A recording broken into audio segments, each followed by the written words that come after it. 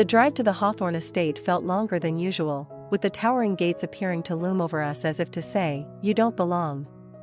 Michael squeezed my hand, a silent reassurance that seemed to dissipate as quickly as it came when we crossed the threshold. The grand hall was steeped in the silence of anticipation, a prelude to the storm I knew was coming. The family's portraits glared down from their gilded frames, witnesses to the countless dramas that had unfolded beneath them. Michael's aunt, a woman with a hawk-like gaze, was the first to break the silence. "Emma, dear, how lovely to see you've made an effort today," her voice dripped with a condescension that could erode steel. I offered her a smile, one that didn't quite reach my eyes. "Aunt Lydia, it's always a pleasure to see you as well." The words were polite, but we both knew the dance of niceties was just a veneer over old wounds. The clock chimed, a harbinger of the moment we were all dreading. Patricia swept into the room, the matriarch in full command of her court. The air seemed to thin, making it hard to breathe. "Family," she began, her voice cutting through the murmurs, "we are at a crossroads." Her eyes, like flint, sparked as they landed on me. "It's time to address the elephant in the room." Michael, ever the peacemaker, intervened. "Mother, please, let's be civil. Emma is—" "Silence, Michael," Patricia interjected sharply. "I will not be lectured on civility in my own home." She turned to the gathered kin. "Emma, she will never be one of us. Her presence is an affront to the Hawthorne name." The words were a slap, echoing off the walls, resonating with years of veiled slights and open hostility. I felt Michael's hand tense in mine, his own battle between filial duty and marital loyalty playing across his face. "I understand," I said, my voice steadier than I felt. "If that is your wish." I reached into my purse, the leather crackling under my fingers. The paper felt heavy as lead as I unfolded it, each crease a testament to the weight of its contents. "This is a letter from Charles, your husband, my father-in-law." I began to read, the script a stark contrast to the opulence around us. "In my twilight years, I've come to realize that wealth and blood are poor substitutes for love and kindness," I read aloud, the words resonating in the hush of the hall. Patricia's face turned a shade paler, her poise faltering for a moment. "That's impossible. Charles would never." The letter continued, weaving a tale of regret and a plea for the future, a future where warmth and acceptance held more value than the cold currency of old money. As the final words hung in the air, a profound shift permeated the room. It wasn't triumph that swelled within me, but a profound sadness for the woman who stood, pale and shaken, her fortress of solitude crumbling around her.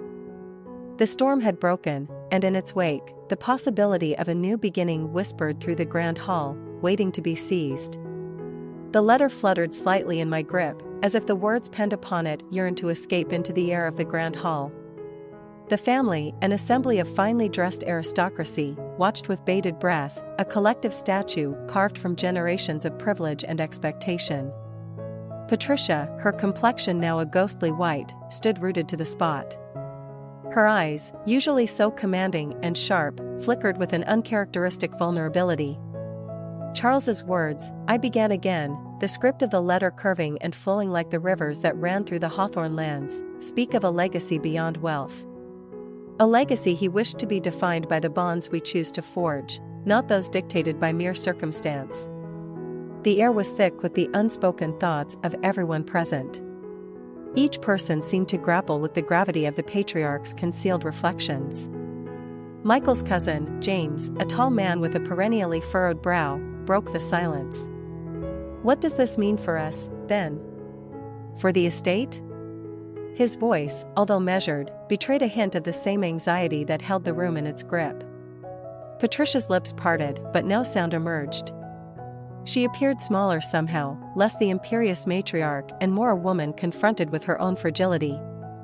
The letter continued, "It is my final wish that the estate, the holdings, and all that constitutes the Hawthorne legacy be shared. Shared not only amongst those of my blood but also with those who have shown a capacity for kindness, for compassion, and for love." A collective gasp rose from the assembled kin, a murmur like the rustling of autumn leaves. "You can't possibly be suggesting—" Patricia's voice finally found its way out, a mere whisper, "That Emma and Michael?" I nodded, meeting her gaze steadily. "Yes, Patricia. Charles appointed Michael and me as custodians of his legacy, jointly." The words seemed to hover in the room, an impossible truth made manifest. But how could he? Without consulting me? Patricia's facade of control was crumbling, her voice shaking. "The will was witnessed by Mr. Thompson, the family lawyer, and notarized in accordance with the law," I added, the practicality of the statement landing heavily in the room. Patricia's gaze shifted to the paper in my hand as if it were a lifeline that could anchor her back to reality. "May I?" she asked, extending a trembling hand. I handed her the letter, and as she read, her demeanor softened. The words of her late husband seemed to reach into her, soothing the sharp edges of her pride. "Charles always did have a soft spot for the underdog," she said, almost to herself. The room remained silent, the family watching as the matriarch grappled with the unveiling of a legacy rewritten. Michael stepped forward, placing a hand on my shoulder. "Mother, this isn't the end. It's an opportunity to honor Father's true wishes, to bring the family together in a way that we've never been before." Patricia looked up from the letter, her eyes searching her son's face, perhaps looking for the boy she once knew, the boy before the man who stood with his chosen partner against tradition. The chapter closed, not with the slamming of a book, but with the turning of a page. The legacy unveiled was not just of lands and titles, but of humanity and hope, a hope that the Hawthorne name could signify something warmer, something kinder, than it ever had before. The silence that followed Michael's plea was deafening, the sort that spoke volumes in its emptiness. The grandeur of the Hawthorne estate seemed suddenly oppressive, as if the very walls were closing in, built brick by brick from the pride and prejudice of generations past. Patricia's eyes lingered on her son, the fortress of her resolve showing cracks. "Michael," she began, her voice a fragile echo of the commanding tone she had used earlier, "your father was a dreamer, always was. But this..." She waved a hand over the letter as if to dispel the words written upon it. I stepped closer, feeling the divide between us like a chasm. "Patricia," I said, my voice softer now, "these walls you built around yourself, around us, they were never what Charles wanted." Her gaze met mine, and for a fleeting moment, I saw the flicker of something raw, something human. "And what would you know of what my Charles wanted?"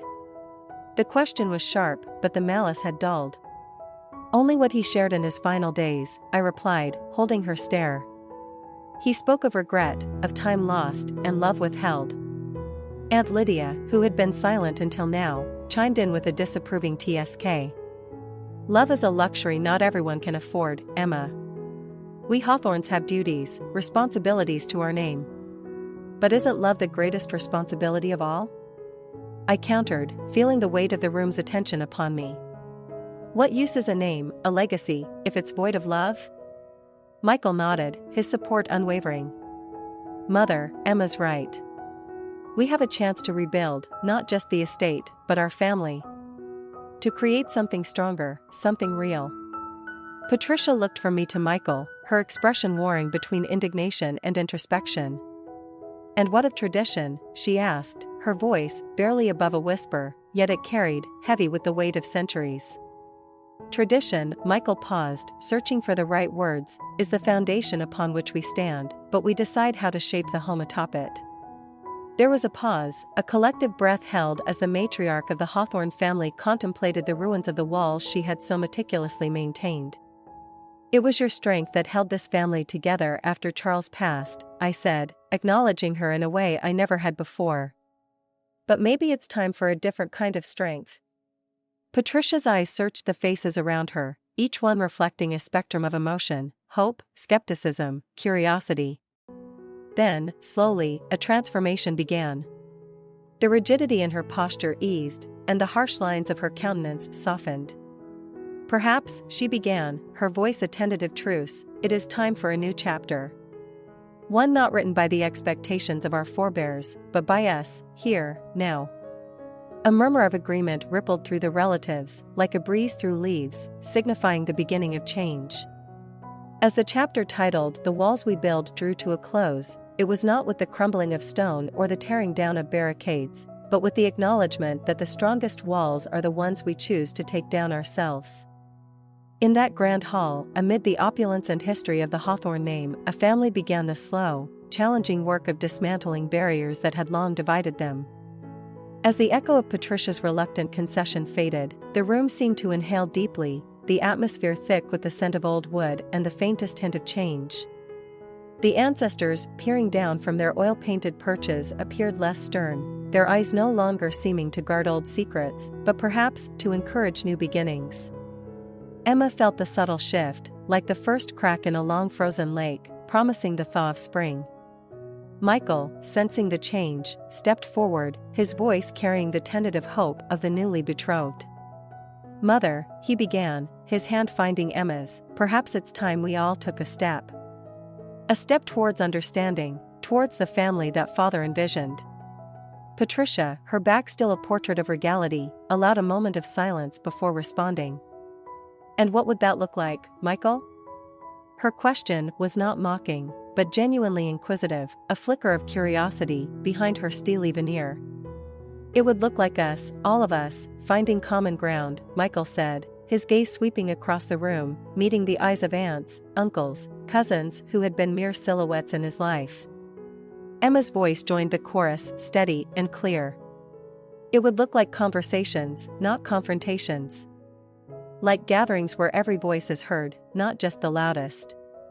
From the corner, a voice piped up, "Uncle Harold, always the skeptic. Words are well and good, but how do we start? Old wounds don't heal by pretty speeches." Emma turned to face him, her resolve shining. "We start with truth, Uncle. We acknowledge the hurt, the pride, the misunderstandings. We accept that rebuilding takes time." Patricia, who had been a silent observer, now interjected, her tone reflective. I built walls so high, I've nearly forgotten the view from the ground. Your father saw the world from the heart, not the height." The room held its breath, as if the house itself waited for what would come next. Michael, with a diplomat's grace, approached his mother. "Then let's lower the drawbridge, Mother. Let's open the gates we've closed, not just to Emma, but to the possibilities of what we can be." The first crack had appeared, a sliver of light in the once impregnable fortress of Hawthorne pride. And as if on cue, the grandfather clock chimed, a sonorous bell that seemed to mark not the hour, but the moment. Patricia exhaled, a sound so laden with years of tension that it seemed to carry the dust of the past with it. "I will try," she conceded, her voice quivering with the magnitude of the admission. "For your father, for the family."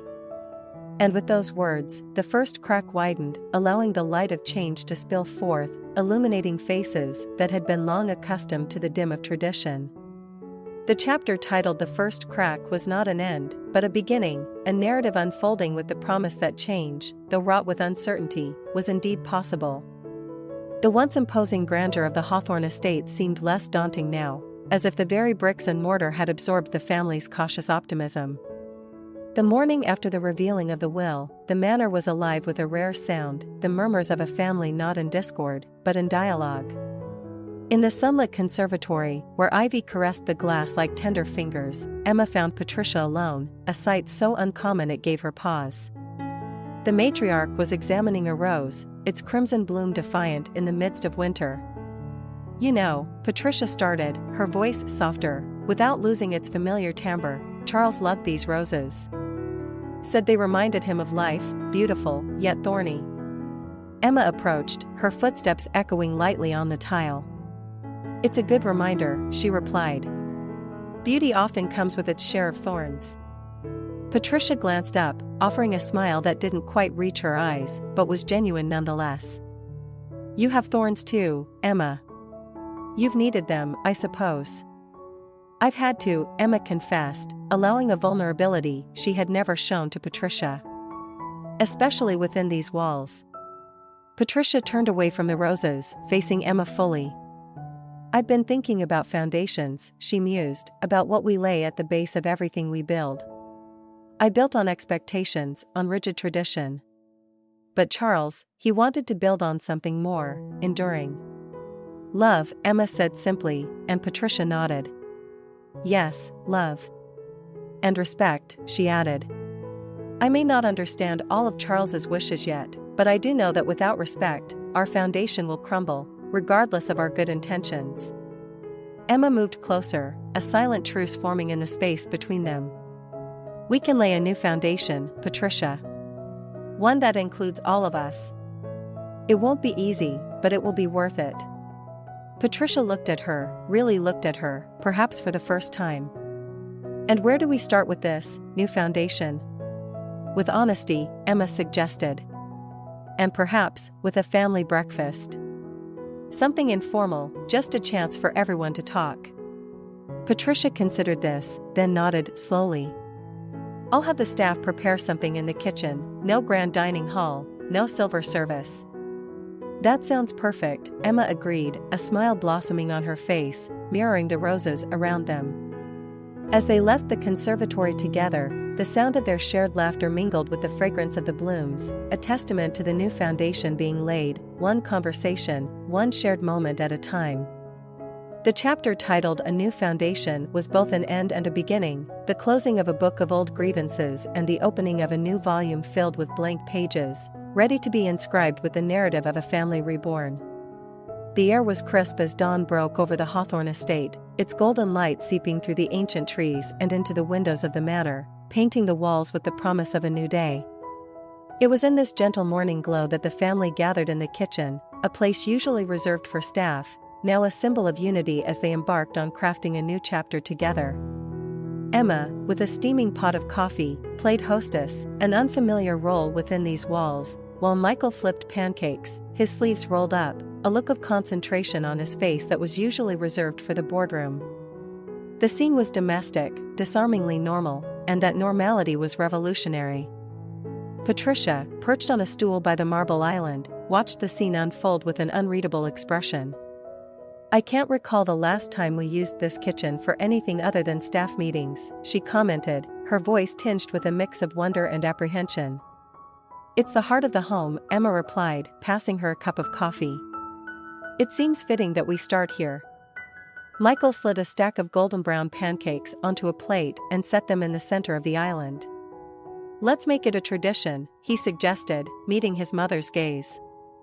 Patricia accepted the mug, cradling it in her hands as if it were a delicate peace offering. A tradition of togetherness, she mused, the words feeling foreign yet hopeful on her tongue. The rest of the family filtered in, drawn by the aroma of breakfast and the novelty of the gathering.